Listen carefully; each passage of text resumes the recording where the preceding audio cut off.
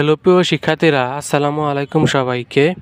সবাই কেমন আছো? আশা করছি প্রত্যেকে ভালো আছো। আজকে আবারও তোমাদের জন্য নতুন একটি ভিডিও নিয়ে আসলাম।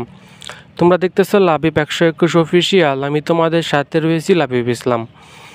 আজকের ভিডিওতে আমি আলোচনা করব এইচএসসি পরীক্ষা 2024 সকল পরীক্ষার্থীদের জন্য পরীক্ষা চলাকালীন সময়ে 3টি সুখবর জানিয়েছে শিক্ষা বোর্ড থেকে। কী সেই সুখবর জানতে হলে আজকের ভিডিওটা সম্পূর্ণ দেখতে হবে। আজকের ভিডিওটা কেউই মিস করবে না, সবাই সম্পূর্ণ দেখো, তাহলে আশা করছি তোমরা অনেক কিছুই জানতে পারবে।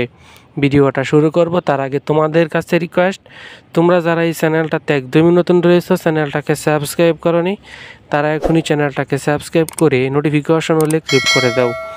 আর যারা আগে থেকে চ্যানেলটাকে সাবস্ক্রাইব করে রাখছো তাদেরকে অনেক অনেক ধন্যবাদ। তো চলো আজকের ভিডিওর মূল আলোচনায় যাওয়া যাক। এইচএসসি পরীক্ষা 2024 পরীক্ষার মধ্যে ছাত্রছাত্রীদের অনেক অসুবিধা হচ্ছে।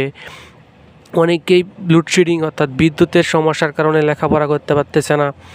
তারপরে গরম ছিল কয়েকদিন, তারপরে আবার পরীক্ষার সময় বৃষ্টি হচ্ছে, সিলেটের বন্যার কারণে সিলেটের পরীক্ষা স্থগিত আছে। সব কিছু মিলিয়ে কিন্তু একটা ঝামেলার মধ্যেই কিন্তু পরীক্ষা হইতেছে। সেক্ষেত্রে 2024 সালের এইচএসসি পরীক্ষার্থীতে যারা রয়েছে, তো যেটা বলছিলাম 2024 সালের এইচএসসি পরীক্ষার যে খাতাগুলা অর্থাৎ বাংলা পরীক্ষা তো ইতিমধ্যে শেষ হয়েছে। তো তারা বলতেছে যে খাতাগুলো যেন একটু সহজ করে দেখা হয়, যারা মোটামুটি লিখে আসবে তাদেরকেই যেন পাস দেওয়া হয়। তো এখান থেকে তোমাদের বোঝা উচিত যে 2024 সালের এইচএসসি পরীক্ষার মধ্যে কিন্তু, তো বুঝতে পারতেছো, খাতা কিন্তু মোটামুটি অনেকটাই সহজ করে দেখা হবে, যার কারণে তোমাদের বাকি যে পরীক্ষাগুলো রয়েছে সেগুলো মোটামুটি একটা ভালো পরীক্ষা দেওয়ার চেষ্টা করবা। আর দ্বিতীয়ত যে সুখবর সেটা হলো যে তোমাদের কিন্তু প্রথম পত্র দ্বিতীয় পত্র রয়েছে, শুধুমাত্র আইসিটি সাবজেক্টটা বাদে।